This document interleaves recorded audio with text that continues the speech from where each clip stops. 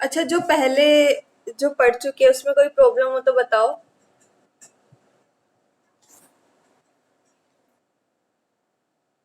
किसी को कोई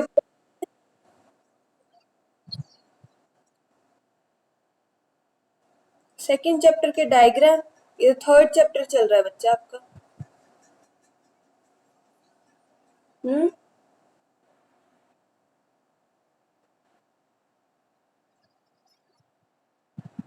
क्लास क्यों नहीं ली पहले ये बताओ, कम से कम मैंने दो बार रिपीट किए हैं।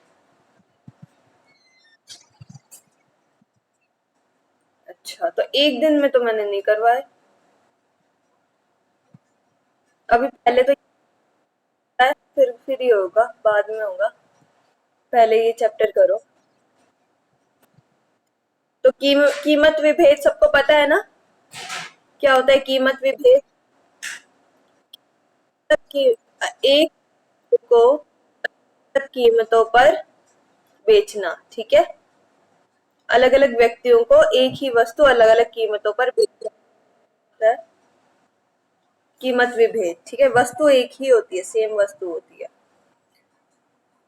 अच्छा, अब हमें करना है कि कीमत विभेद कब लाभदायक होगा, ठीक है। प्राइस डिस्क्रिमिनेशन जो है वो प्रॉफिटेबल कब होगा, कब प्रॉफिट मिलेगा। तो मैंने आपको एक पॉइंट करवाया था जब हम वो कर रहे थे ना, मांग की लोच में अंतर, एक पॉइंट करवाया था इसमें। कंडीशंस में जो कंडीशंस थी ना, संभावनाएं, ठीक है, शर्तें, सॉरी शर्तें, कि प्राइस डिस्क्रिमिनेशन की कंडीशंस, ठीक है, शर्तों में पढ़ रहे थे हम लोग। थर्ड पॉइंट है मांग की लोच में अंतर, ठीक है, कि मांग की लोच, इलास्टिसिटी में डिफरेंस होना चाहिए। पढ़ा था ये वाला, दिखाती एक सेकेंड में आपको।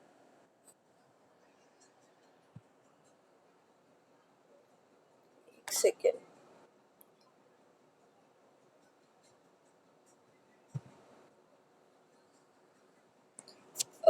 ये देखो, मांग की लोच में अंतर, ये वाला पॉइंट मैंने जो करवाया था, इसी के हिसाब से हम लोग करेंगे कि कीमत विभेद लाभदायक होती है या नहीं, ठीक है। कि कीमत, प्राइस डिस्क्रिमिनेशन से हमें प्रॉफिट कब होगा, होता है या नहीं, और कैसे होता है। तो सबसे पहले ये समझो कि इलास्टिसिटी और प्राइस डिस्क्रिमिनेशन का क्या रिलेशन है, ठीक है। हाँ जी, पता है आप लोग को? इस पॉइंट में मैंने करवाया हुआ है कि प्राइस कि इलास्टिसिटी और प्राइस डिस्क्रिमिनेशन का क्या रिलेशन है। अब इलास्टिसिटी जो है, जितनी ज्यादा इलास्टिसिटी होगी, हम प्राइस डिस्क्रिमिनेशन उतना ही कम कर पाएंगे, ठीक है। क्यों, इसका क्या मतलब है? प्राइस डिस्क्रिमिनेशन क्यों कम हो जाएगा? क्योंकि इलास्टिसिटी क्या होती है, लोच, ठीक है, यानी चेंज, ठीक है, परिवर्तन। पता है आप सबको? हाँ जी, पता है। होती है। तो जैसे देखो, अगर आपकी कीमत लोच, मांग की कीमत लोच, प्राइस इलास्टिसिटी ऑफ डिमांड बहुत ज्यादा है, यानी चेंजेस ज्यादा हो रहे हैं प्राइस में, थोड़ा सा भी चेंज होने की वजह से आपकी डिमांड में ज्यादा चेंज हो रहा है। तो क्या होगा, अगर मान लो किसी भी मोनोपोलिस्ट ने, एकाधिकारी ने क्या किया कि अपनी वस्तु की कीमत ज्यादा रख दी, प्राइसेस ज्यादा रख दी, तो अगर मांग जो है वो लोचदार है, ठीक है, जो प्राइस इलास्टिसिटी ऑफ डिमांड है वो इलास्टिक है, तो क्या होगा, सारे जो कस्टमर्स हैं वो क्या करेंगे, अपनी डिमांड चेंज कर देंगे। यानी अगर महंगी वो चीज मिल रही है तो किसी और चीज पे चले जाएंगे, ठीक है, क्योंकि उनकी जो मांग है वो कैसी है, लोचदार है, ठीक है। हाँ जी, समझ में आया ये कॉन्सेप्ट?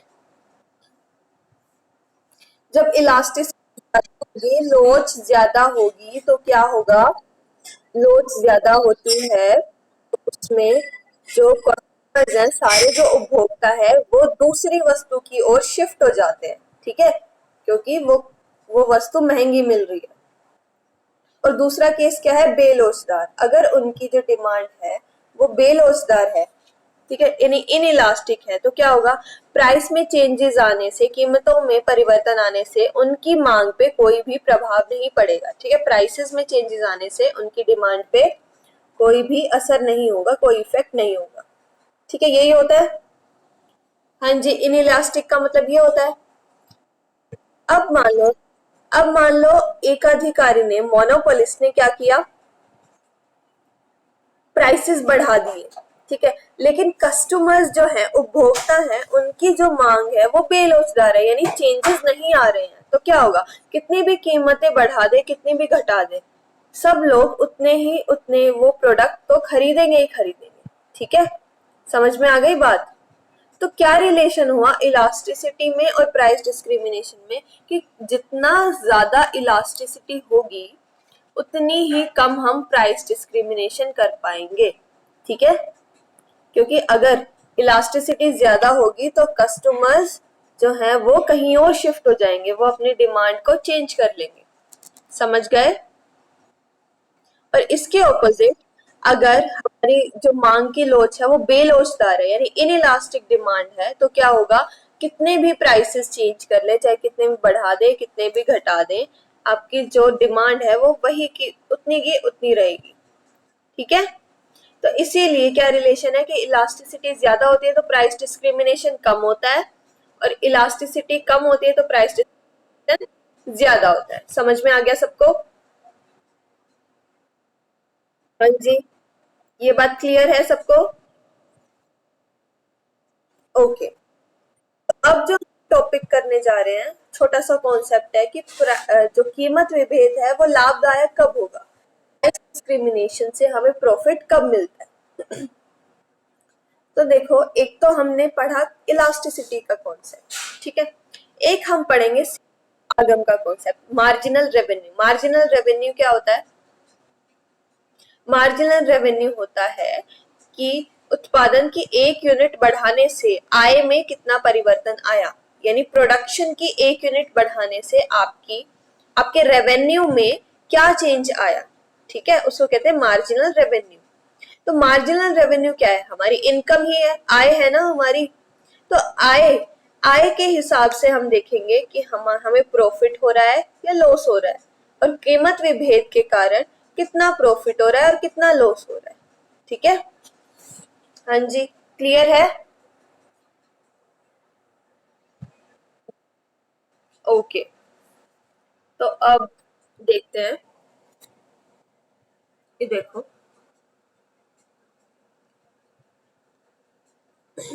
सबसे पहले एक बार ध्यान रखो, ये आप चीज नोट कर लो कि हमेशा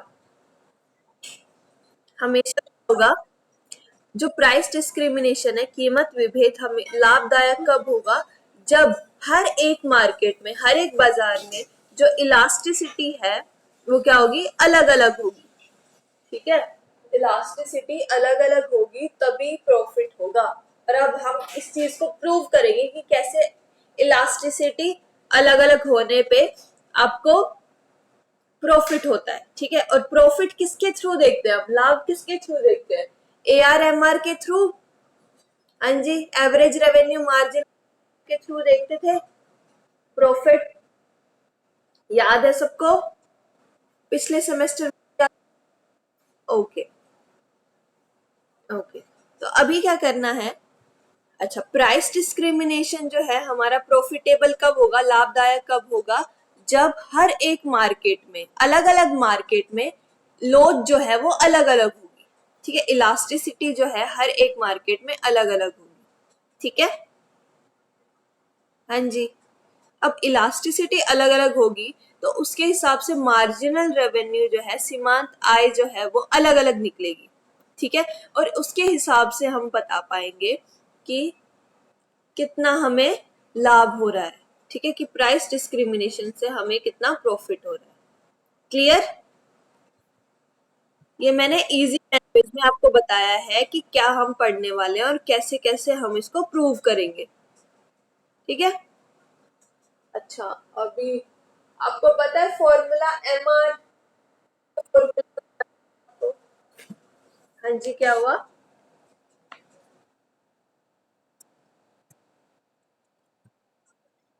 अच्छा, रिपीट करूं, मैं ये कह रही हूँ, डिस्क्रिमिनेशन जो है, कीमत विभेद जो है, वो लाभदायक कब होगा, जब अलग अलग बाजार में अलग अलग लोच होगी, मांग की कीमत लोच अलग अलग होगी, ठीक है, इलास्टिसिटी जो है वो अलग अलग मार्केट में अलग अलग होगी, सेम नहीं होगी, तो प्रॉफिट ज्यादा मिलेगा।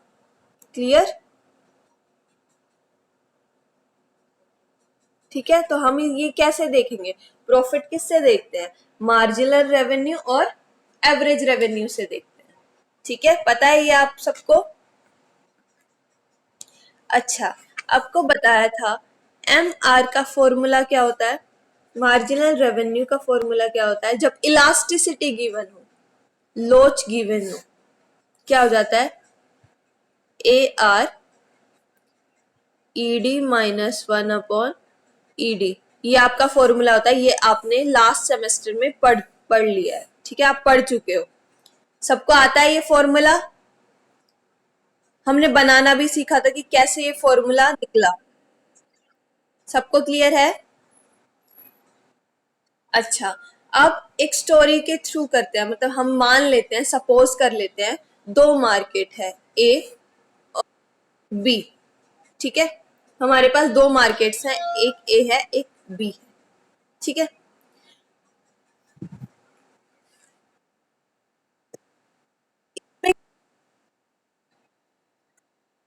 अब जो मार्केट है वो कैसा है? मोनोपोली, मोनोपोलिस्ट मार्केट, मोनोपोली है। ठीक है, मोनोपोली मतलब एकाधिकारी बाजार है। ठीक है, तो अब देखो क्या होगा, तो एक ही वस्तु बिकेगी, यानी मोनोपोली जो होता है, एकाधिकारी होता है, वो एक ही वस्तु बेचता है और सेम कीमत होती है। ठीक है, मान लो 10 रुपए, मतलब कीमत विभेद तो वो कर सकता है, लेकिन अब देखते हैं कि कैसे करता है और क्या करता है। अभी देखो, उसके प्राइसेस जो है, उस वस्तु की कीमत है 10 रुपए। ठीक है, मार्केट ए में भी 10 रुपए कीमत है उस वस्तु की और मार्केट बी में भी 10 रुपए कीमत है उस वस्तु की। ठीक है, इतना क्लियर हुआ? हाँ जी। अच्छा, ओके, फिर क्या है, अब हमें इलास्टिसिटी चाहिए। प्राइस क्या है? प्राइस मतलब एवरेज रेवेन्यू। हाँ जी, एवरेज रेवेन्यू प्राइस ही क्या, पता है, मैं बहुत बार बता चुकी हूँ कि ए आर जो है वो पी के कैसे होता है। ठीक है, ये कितना है? 10 रुपए। यहाँ पे भी पी क्या है? ए आर के बराबर है, वो क्या है? 10 रुपए। ठीक है, अब देखो यहाँ पे जो इलास्टिसिटी है, मांग की कीमत लोच है वो, और यहाँ पे इलास्टिसिटी है 5। ठीक है, ये हमने मान लिया है, सपोज कर लिया है। अब हम क्या निकालेंगे? अब हम एम आर की वैल्यू निकालेंगे, मार्जिनल रेवेन्यू निकालेंगे, अलग अलग इलास्टिसिटीज पे, अलग अलग मार्केट की। अब देखो, मार्केट ए, फॉर मार्केट ए, हाँ जी, ए मार्केट है, इसमें क्या देखा हमने? एम आर लिखा लो, यानी एम आर फॉर मार्केट ए क्या हो जाएगी? फॉर्मूला लगाओ, A R E D minus one upon E D, यही है फॉर्मूला। हाँ जी, यही है। ठीक है, वैल्यूज पुट करो, ए आर क्या है? 10 रुपए, ईडी क्या है? 2, 2 - 1/2। क्लियर है यहां तक? ओके, सोल्व करो। 10, 1/2, ये कट हो गए, 5 आ गया, तो एम आर हमारा क्या आया? कितना आया एम आर? रुपीज। क्लियर है आपको? इतना हमने एम आर निकाला मार्केट ए के लिए। हाँ जी, सबको समझ में आ गया? एम निकालेंगे बी के लिए, फॉर मार्केट बी क्या करेंगे? एम आर बी निकालेंगे, वही फॉर्मूला लगेगा, A R E D minus one upon E D. ठीक है, अब क्या है? ए आर की वैल्यू क्या है? 10 रुपए, 10 लिख दो। ईडी की वैल्यू क्या है? यहाँ पे है 5 रुपए। ठीक है, 5 - 1/5। क्लियर है यहां तक सबको? हाँ जी, बिल्कुल क्लियर है। ओके, सोल्व करो। 5 - 1, 4/5 आ गया यहाँ, ये इससे कट हो जाएगा, क्या आया, ₹8। जी, MRB क्या आया, ₹8। क्या नहीं दिख रहा है आपको, स्क्रीन नहीं दिख रही है?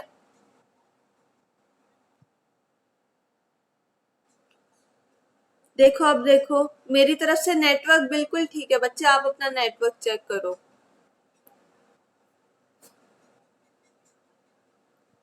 क्लियर है, हमने MR मार्केट ए के लिए भी निकाली और MR मार्केट बी के लिए भी निकाली।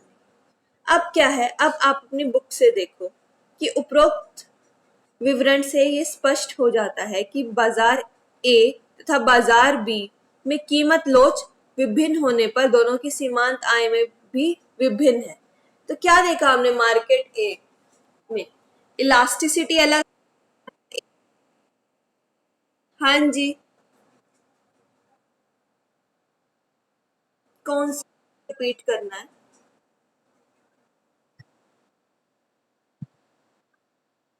अच्छा,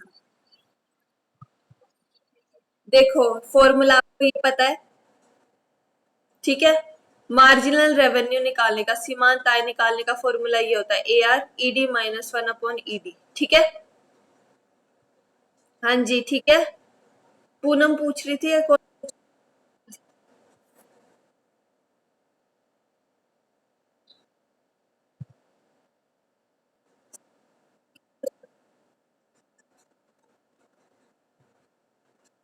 क्या कहना चाह रहे हो अंजू?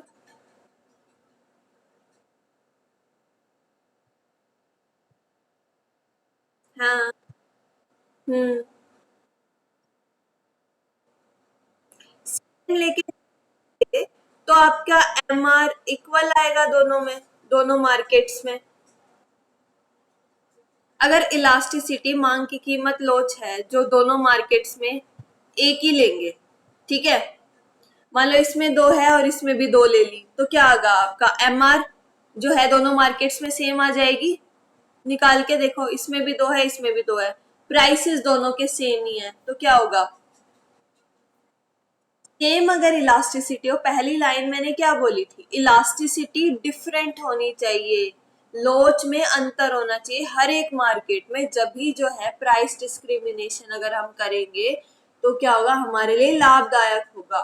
क्योंकि इलास्टिसिटी देखो कम है तो मार्जिनल रेवेन्यू भी कम आया, इसमें क्या है, इलास्टिसिटी ज्यादा है तो मार्जिनल रेवेन्यू भी इसका ज्यादा आया। तो इलास्टिसिटी के बेसिस पे ही हम कीमत विभेद को जांच पाते हैं कि वो लाभदायक है या नहीं है। अभी आगे पूरा देखो, अगर हमने इलास्टिसिटी दोनों मार्केट्स की सेम ले ली तो MR की वैल्यू भी सेम आएगी, ठीक है अंजू?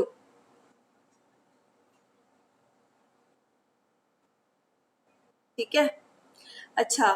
अभी क्या रिपीट करना है ये, देखो MR की वैल्यू, ये पता है आपको, MR का फॉर्मूला ये होता है, आप पिछले सेमेस्टर में अच्छे से पढ़ चुके हो, ठीक है। हमने क्या किया, दो मार्केट्स ले ली, ए मार्केट और बी मार्केट, ठीक है। दोनों में प्राइस जो है वो सेम है, ₹10, ठीक है। इलास्टिसिटी लोच जो है ए मार्केट में 2 है और बी मार्केट में 5 है, ये हमने मान लिया है, सपोज कर लिया है। अब देखो, मार्केट ए जो है, मार्केट ए के लिए MR निकालना है हमें, सीमांत आय निकालनी है, तो यही फॉर्मूला लगाएंगे। इसमें पुट कर दो, AR क्या है, प्राइसेस, ₹10 है। ED क्या है, इलास्टिसिटी, लोच, लोच क्या है, दो है। पुट कर दो, सोल्व कर दो। सोल्व करना भी बताऊं या कर लोगे सोल्व?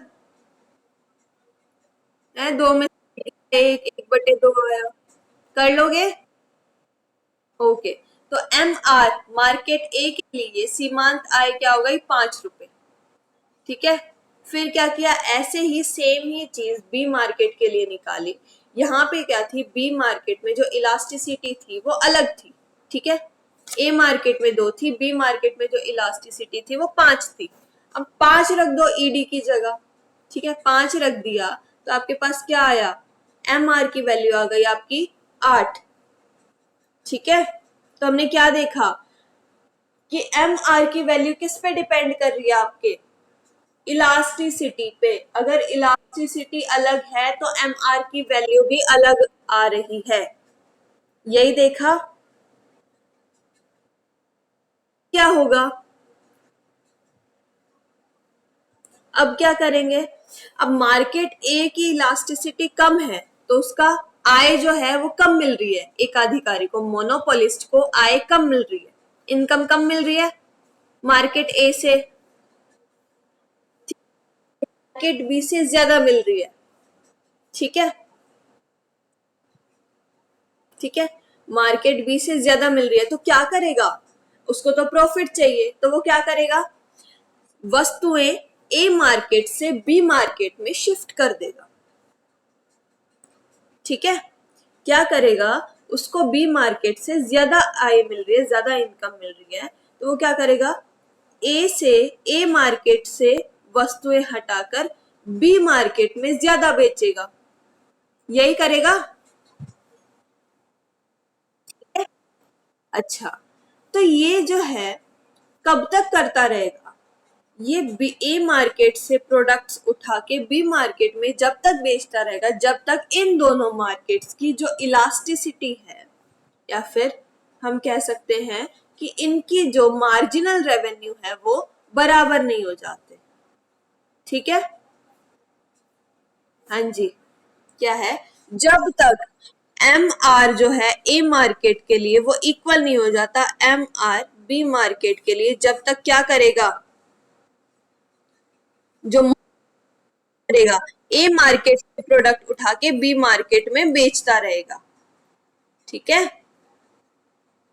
तो इसका कंक्लूजन क्या निकला, अब कंक्लूजन सुनो।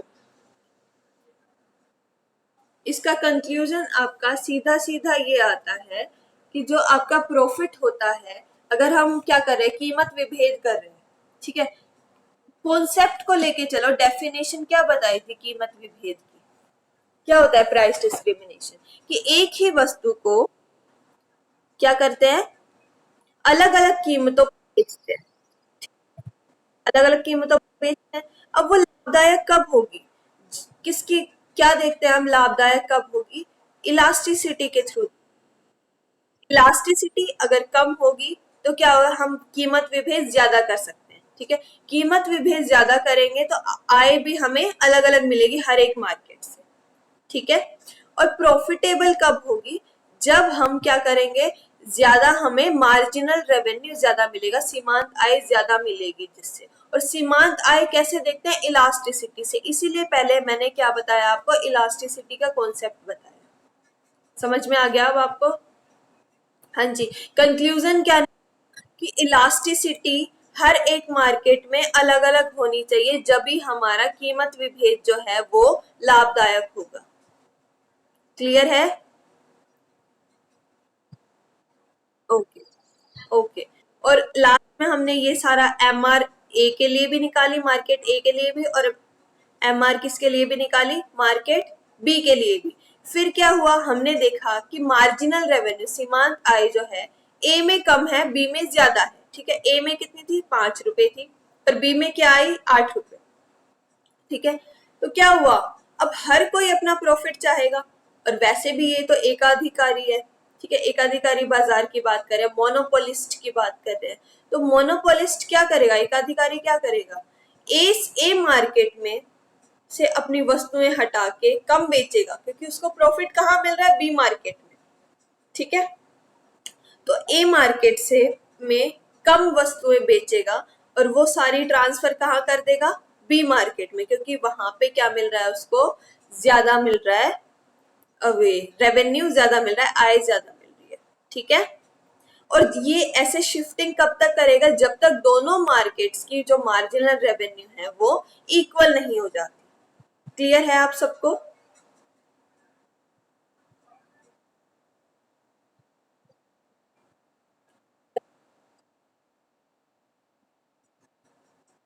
मांग की लोच, हाँ मांग की आपकी हो जाएगी बराबर, लेकिन इसमें हम क्या देख रहे हैं, लाभदायक देख रहे हैं। ठीक है, लाभदायक कब मिलेगी, जब हम प्रॉफिट देख रहे हैं। प्रॉफिट कब तक देखेंगे, प्रॉफिट कैसे देखेंगे, जब मांग की लोच में अंतर होगा।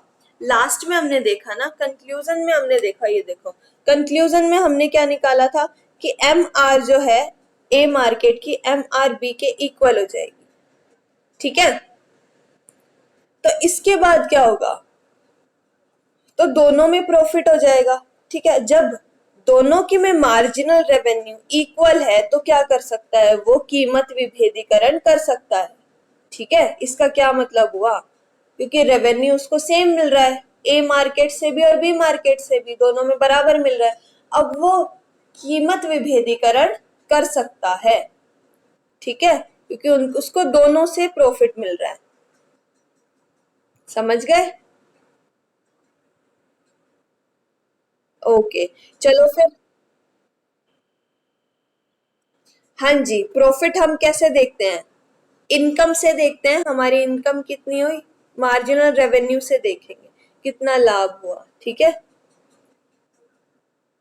ओके, चलो आज इतना ही करते हैं, आगे कल करेंगे, ठीक है। हाँ जी, ओके। एग्जाम,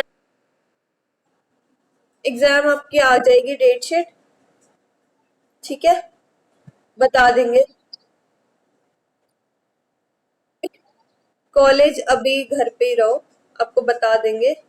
आप सोच के चलो आपकी ऑनलाइन क्लासेस ही लगेंगी अभी, ठीक है। ओके, चलो आगे कल करेंगे फिर, ठीक है।